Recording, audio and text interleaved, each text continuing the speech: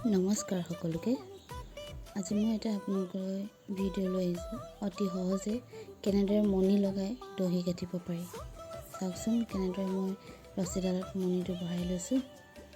ভৰাই ইয়াক এটা গাঁঠি মাৰি তাৰ ৰছী দুডাল দুভাগ কৰি তাৰ মাজত সূতাখিনি লগাই তাতকৈ দুটা তিনিটা যিমান পাৰে আপুনি গাঁঠি মাৰি দিব। তাৰপাছত এনেদৰে পকাই দহিটো ফিক্স কৰি দিব। অতি সহজে কৰিব পাৰিব। চাওকচোন ভিডিঅ'টো আপোনালোকে।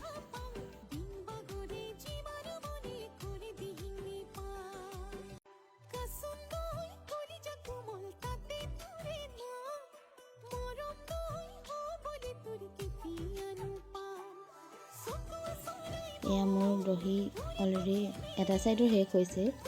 এয়া আপোনালোকে চাওক, মণি লগাই দিয়াৰ পিছত কি ধুনীয়া লাগিছে চাদৰখন। ভাল লাগিছেনে আপোনালোকক? কমেণ্ট কৰিব।